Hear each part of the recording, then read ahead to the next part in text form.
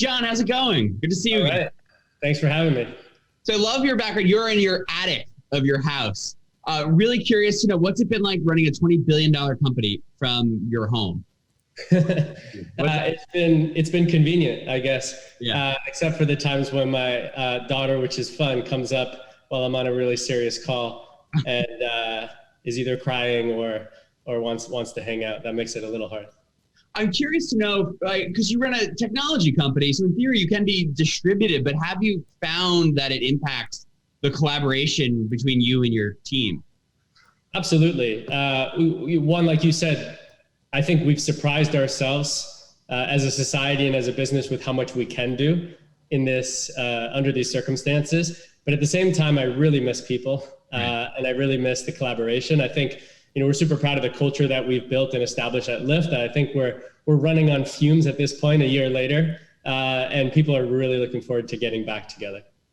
So it's interesting that you talk about this human element of Lyft and the human element of technology, because when you and I first spoke, you talked about that bridge between being a hospitality major, right, at the hotel school, to where you are now running a transportation company. What was that bridge going from hospitality to transportation? Yeah, like you said, when I was a kid, I started working in hotels. I was 16, working in a Hyatt hotel as a phone operator, fell in love with hospitality as that balance between entrepreneurship and service. And then I went to Cornell Hotel School and loved the program. But by my senior year, I started thinking, what could I do that is centered around hospitality, but in the less obvious places, and maybe in the places that need it more? And I took a city planning class and had this amazing professor. The class was called Green Cities. And I started realizing that the city itself was the most important hospitality experience, and yet that the city was not thought of as a hospitality experience holistically. And then as I dug deeper, I realized that the reason our cities are designed the way they are today, at least the modern city, is because of the automobile. And therefore we've designed cities around car ownership and cars. And I think that's a big shame, because cities should be designed for people, not cars. So that's what got me from hospitality to transportation. And my focus with Lyft and beyond that is to create cities designed around people. I find it fascinating that when you started after Lehman, you started Zimmerride, but at the time it was just ride share, right? But at some point you pivoted to something much bigger than that. Yeah, the mission has always been the same, right. Similar to what I just said, but the actual words of our mission are improve people's lives with the world's best transportation. It didn't say, build a carpooling platform or build a ride-sharing platform. And so we're going to keep evolving what we create in order to chip away at the need for someone to own a car. One of the stats that really drives me is that the average American household spends $9,000 every year owning and operating a car, and they only use that car 4% of the time. And Americans spend more money on their car than they do on food or healthcare. And so I'm really passionate about finding all the different ways to address that. So do you see a world in which people don't own cars at all, or who would be the car owners? Yeah, I do see a world where it is financially irresponsible to own a car yourself. Think more like a private plane. Now that's many decades from now. Right. And I have a car with 2 car seats because I have 2 young daughters. And so I'm not trying to be unrealistic to the realities of today, but that's the arc of where we want to go because of the inefficiency, because it creates on-street parking and this major expense for individuals. And the reason why I think that's likely to happen is you move towards an autonomous future, the price of that automobile gets even more high. And that's when you start seeing people share more of the use of that automobile. In this idea of creating a transportation ecosystem, right? I've heard you say before. Was that something that slowly evolved over time, right? You wanted to have a world where cities were better for people, but did you know from the beginning we're going to eventually create a subscription product that is for all of your transportation needs? Or was that a slow build to where it is today? I think it's more fair to say it was a slow build. Yeah. I can't pretend that we had it all figured out on day one. We knew what we wanted to achieve, and we knew that we wanted to take the biggest crack at it, each time that we had a chance to kind of reinvent ourselves. And so you mentioned the first company we started with Zimmerride was really like a, old bulletin board that used to exist at Cornell that had people going from one location to another put onto a website. And that was, we thought, the best way to get into this problem set. And then we realized now with the smartphone that came out, the iPhone came out after we started Zimmerride. And now there was an even better way to get at the problem. And so we adjusted course. Was there a moment in the growth to where Lyft is today, or you went public just a few years ago, but was there a moment where you said, we really are onto something here? Like we really are going to make this? Yeah, well, a couple of funny stories. Maybe I remember saying to my co-founder, Logan, when we have 40 people working at the company, that's going to be crazy. And now we're well over 4,000. So that felt like we had really been onto something. But from a more kind of holistic societal impact perspective, with Zimmerride, which was that carpooling bulletin board, but online, it never felt like the customer or the rider was pulling for more. As soon as we launched Lyft, and we were the first to do peer-to-peer transportation or ride sharing at scale. Uber had existed a couple of years prior, but they were doing black cars and limos. And we had this fun idea or weird idea to put the pink mustaches on cars to create a word of mouth conversation and to have people think of the car as a Lyft, not as someone's Honda Accord. Literally within days, we had to build a wait list. That's when we felt like a wait list for new riders. And so I'd say that would be the moment. I don't know whether it was a couple weeks or 20 days or whatever, but it was pretty quick after we launched Lyft. So, you have this vision. Do you think the technology is there yet and there's something else in the way, or is there still room for the technology to catch up to where you need it to be to realize your vision? I think we're, riding a wave of tech innovation. Things that will impact us from a tech perspective would be mostly around autonomous vehicles. That will be the largest impact. But we're also still building new hardware for bikes and scooters to make them easily accessible to people in every city. But primarily, I think it's a large behavior change. And it takes time to change someone's behavior from, the American dream of owning a car to the American dream of having a subscription to Lyft.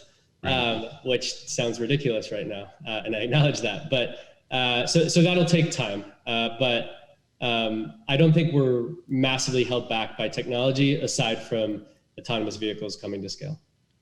So we'll get to the autonomous vehicle question in a moment. But I'm always curious about the behavioral change part, because that's something completely different than just technology. It's a whole societal shift that you're asking for. So do you have parts of Lyft that are focusing on the more behavioral, cultural question, while you still have the team developing the product itself?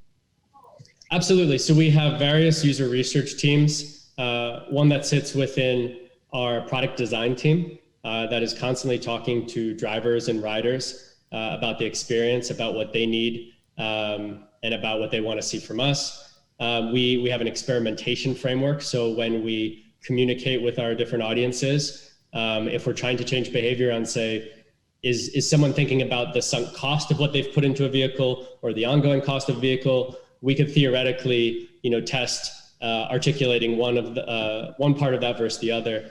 So there's constant work happening on that end. What I'm really asking is very much like a presidential campaign, where they would have a big marketing effort to move the needle on their vision for the future of the country.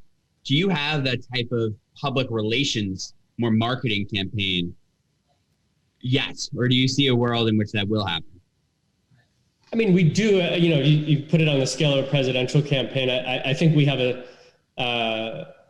we have a lot of resources. So it's not a lack of kind of having the resources. I think you can't push someone, you can't tell everyone, including myself, hey, get rid of your cars today. That doesn't, no matter how many marketers you have, that doesn't make any sense. And so I think, where streaming music or streaming videos came onto the market within a few years, going from DVDs and CDs to streaming, going from car ownership to transportation as a service will probably take many multiples longer, because it connects to a much larger piece of infrastructure. Why do you have a garage? Why do you have a driveway? Why do you have all these roads? Why do you have on-street parking? Why do you have gas stations? all these things that take a lot longer to change. You've said before, you see in what I call the near future, you've said 5 years, the majority of trips on Lyft platform will be in major urban environments. Are you still forecasting that in the major urban environments, autonomous is going to become more popular? Yes, I think you mean like I had predicted at one point that within 5 years, the majority of urban trips will be in an autonomous vehicle. Yeah. I think I'll be wrong on that one in terms of my timing. I think it will happen, but this is kind of like autonomous technology. I think the predictions have been more like when your kids ask you, are we there yet in the car? And you say 20 minutes every 20 minutes. Typically now I'm saying in 3 years, autonomous will be at a greater scale or at a material scale in an urban environment. It's really hard to predict. There's multiple pieces you need to get right with prediction. One is the cost of the technology. One is the legislation surrounding the ability to use the vehicle. And there's many more factors. So it will happen, but my predictions might be a little off. So what happens to all of the drivers? So right now you have this rideshare platform where drivers are providing the service of transportation. When it becomes autonomous, majority autonomous, what happens to all of the drivers on the Lyft platform? Well, first you got to start with the premise that today on Lyft and Uber, about 1% of vehicle miles traveled happen on one of those two platforms. It's material, but it's still very small. What I'm predicting is that over the course of the next couple decades, the majority of vehicle miles traveled will happen on a network, whether that's in a car that you utilize 100% yourself, or whether it's a car that you share.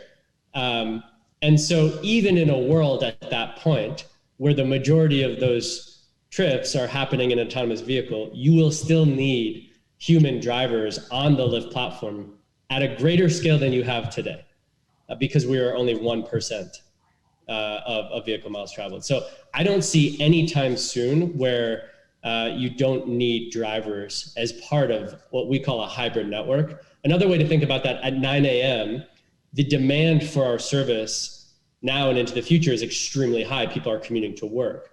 You're not going to buy autonomous vehicles to the peak of that demand. You're going to have a base level of autonomous vehicles, and you're always going to need to balance that, or at least for the next couple decades, need to balance that with human drivers. You have this grand vision, and as we pull it out, we keep finding new threads about where you see all of this going. But you read your annual report, there's 32 pages of risk factors, right? Because it is a big bet. What is, in all of those 32 pages, what is the big thing that you really see as the thing that keeps you up at night when you're thinking about the future of the company and the future of the transportation world that you want to build?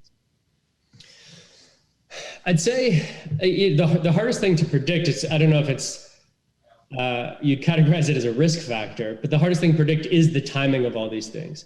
I am more certain than ever that the vision that we have will happen.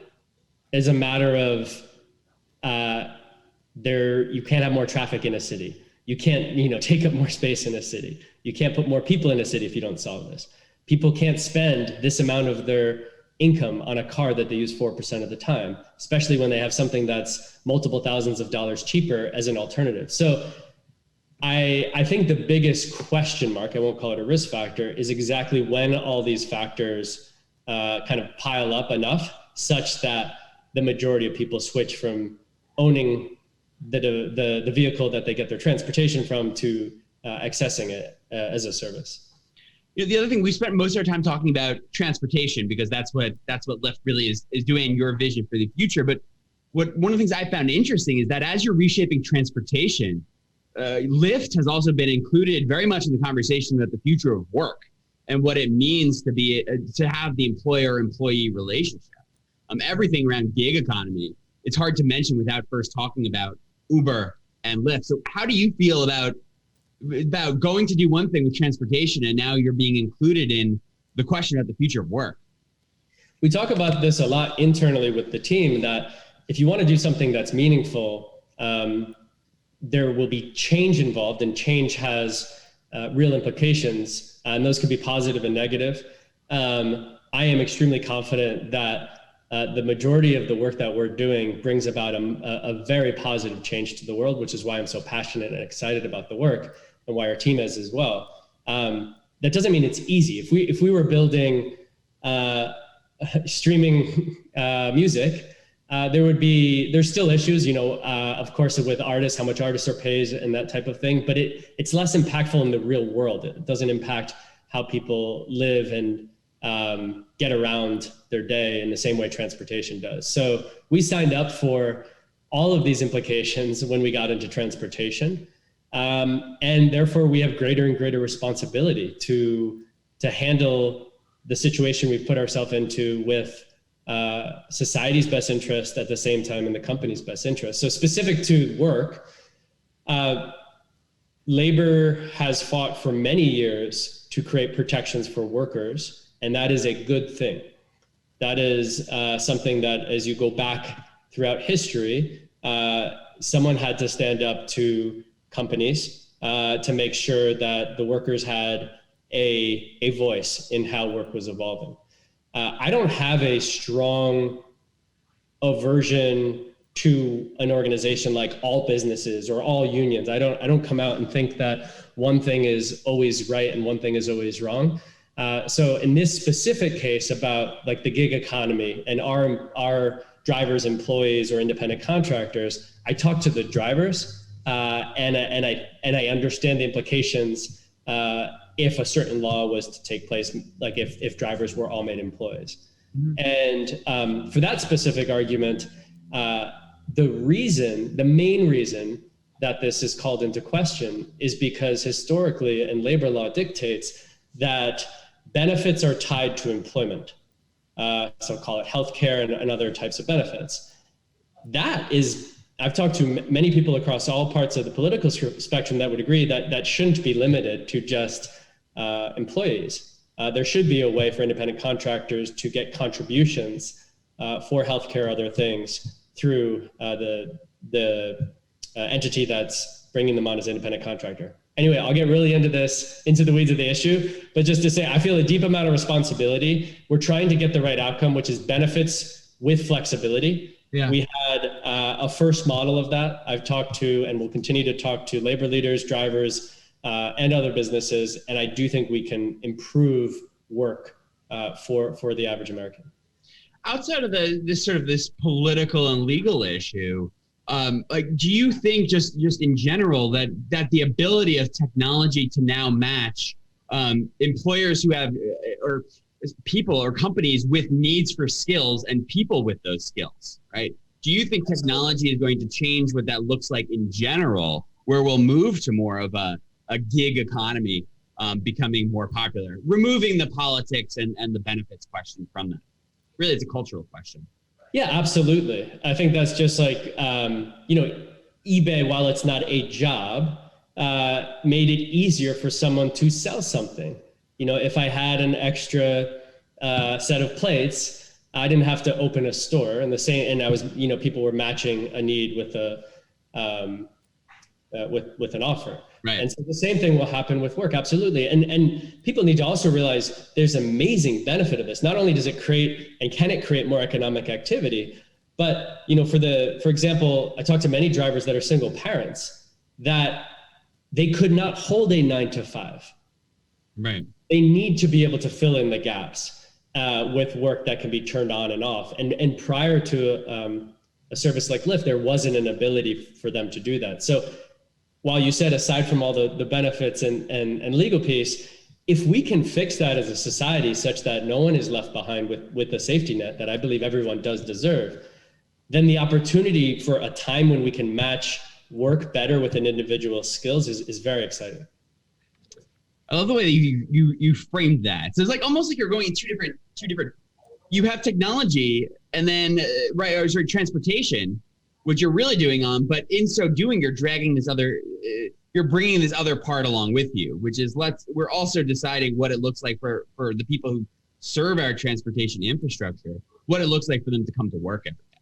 Yeah, I remember one of the lectures that at Cornell in that city planning class was about transportation infrastructure, and it talked about canals, railroads, highways. And the professor, one of the big points was that when you build the canal infrastructure, this has major repercussions on wealth distribution, on how cities are formed and built and what materials are used. And so the same is true when you're building a transportation network today, is that we have a huge responsibility to figure out how we can positively impact economic equality. And so it'd be wrong if we weren't thinking about this stuff. One more question as we talk about, before we get to some of the Q&A that's coming in. Before this, you and I were talking about this other unintended consequence. Yesterday in the New York Times, there was an article. It was called "What Do We Get Wrong About Uber and Lyft?" And I thought it was useful to bring up because this article in the New York Times is talking about a study at the University of Kentucky, which found that actually companies like Uber and Lyft were supposed to help clear the traffic from roads. And yet, right now, this study found that they're causing more traffic. What do you think about that study? Well, I could just say, we alone cannot get rid of traffic. So Right. The premise that is real, I just would disagree with. We need policies like congestion pricing. Let's get rid of on-street parking, and then I think people will drive less. Do you want to limit the amount of people that are moving to a city? Should we be investing more in public transit? Yes. And so I think the premise of the article I would debate. And I'd also, so we need to rather say, what can we do with this technology that we have now, plus good policy to get rid of traffic? That would be, I think, a more productive conversation. And also the type of change that we're talking about, one of the things could be less traffic. Again, if our work is tied with the right laws. By the way, we hired President Obama's Secretary of Transportation, Anthony Fox, to lead our policy team because he was so well versed in both economic inequality as it relates to transportation, as well as policy like that of congestion pricing that would lead to better outcomes. But anyway, this is going to take time. And so more parts of the puzzle, policymakers, other companies, mayors coming together to say, here's where we can get with the technology. Let's go there together. I think that would be really, really helpful. And we're trying to do that ourselves, but we would love others to do it with us.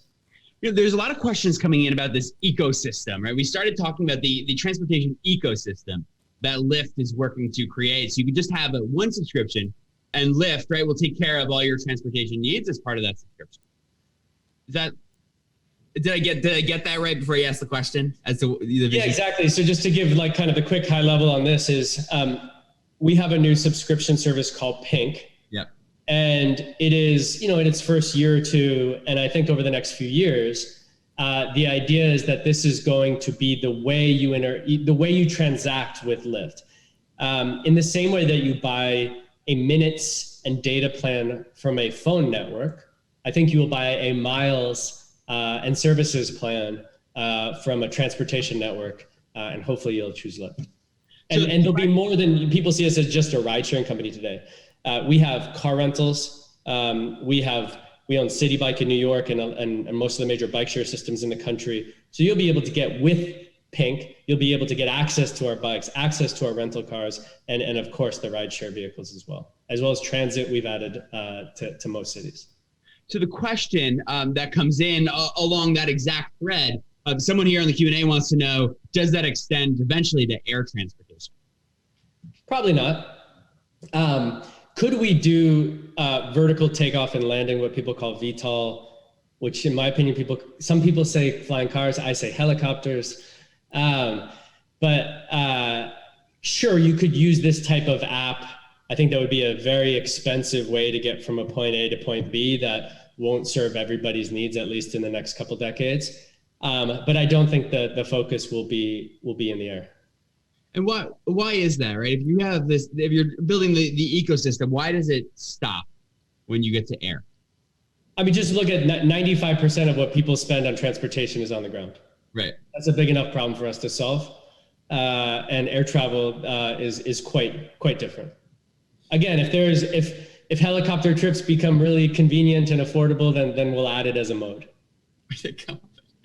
So the other question about the same ecosystem is, right, you've spoken about last mile delivery. What type of partnerships are you interested in, or are you not, when it comes to that last mile delivery question? Yeah, so when the pandemic started about a little over a year ago, we had to turn off shared rides, and we had an amazing team that's been retooling the shared ride infrastructure so that when it's safe to do so, we will relaunch that. But we also thought about delivery, and we started with essential deliveries. There were cities that reached out to us and said, hey, we had a lot of students that were getting their food from schools because they're on a program that their household can't afford food, and the school is distributing it, but now they're not coming to school. Can you help us distribute it? So we started doing programs like that, and just in the first few months of the pandemic, just wanted to be helpful. And then we started building more and more of the technology, realizing that there are a lot of local businesses hurting right now. And in the first, since the pandemic, a lot of let's talk about restaurants have jumped onto a Uber Eats type platform where they have to pay 30% of their revenue to Uber Eats, and then Uber kind of takes more control of the customer in this delivery model. So instead of ordering pizza from a specific pizza shop, you go on Uber Eats and look for pizza. That could be bad for the local restaurant. We said, what if instead we created the national network of last mile delivery without us getting in between the restaurant and the customer? And that's a model we're working on, and we've signed various partners that could help us bring it to scale in the coming year. We don't want it to distract us from the larger vision, which is personal transportation, but there are elements of it that can be complementary and helpful to retailers. Talk a little bit about the partnership you announced recently with Delta Airlines when it came to COVID, because it's a little bit in the similar vein where you're able to use what you already have for something else. Yeah, so Delta has been a great partner for us for a while. One of the reasons we work together, not because we're getting into air travel, but because often to get to your flight, you need a ride. And so Delta also thinks about the hospitality of, if you buy a ticket, what's the end-to-end experience from buying my ticket to getting to the airport, of which Lyft plays a part, getting you to the airport and then getting you home or to the place you're visiting. So recently, I think what you're referring to, we did a partnership where Delta SkyMiles members could use their miles to donate a ride, and between Delta and us, we're also providing funds, could donate a ride for individuals who didn't have access to transportation to get to a vaccine appointment. We have time for one more question. I'm being told, something that I saw you say recently, you talked about how once the economy starts coming back again, right? One of the first places that people are going to be used is Lyft, to go out again, to go places again. What types of opportunities does people returning to the platform to use it even more provide for your company? And how can you use that sudden surge, what you're expecting again, to push the whole company forward to the vision that you want to realize? Yeah, it's a great question. I mean, one thing, it's starting to happen now. People are coming back every day, as we all know. More and more people are getting vaccinated and re-entering into a more normal everyday life. Driver earnings are at an all-time high right now. And just as the beginning of the pandemic was an opportunity for us, because we had been growing for 30 quarters straight. We had never had a moment to stop and pause and retool the machine because we were like building the plane as it flew, and then everything stopped. The business got cut in half basically overnight. So now the reverse is true, that the business, could return to those old levels. If and when they do, that would be a doubling. And there's rare moments in a company's life that at this scale that we could have that type of growth in such a short amount of time. And so the opportunities are to reintroduce people to transportation as a service, to bring them maybe a step farther on their journey to Pink subscription, and to introduce them to all the new services that we offer now with rental cars, with bikes, with transit. So it's a huge opportunity for us. I'm excited, John. This has been great. Thank you so much for spending the evening with all of us. everyone in the Cornell community really appreciates it. And we're all excited to see, 10, 20 years from now, if this vision that you've told us just now comes to life, how you've imagined it or how you continue to evolve over the next decade. Yeah, thank you. Thank you for having me. Enjoyed the conversation. Love Cornell and hope everyone's healthy and safe out there.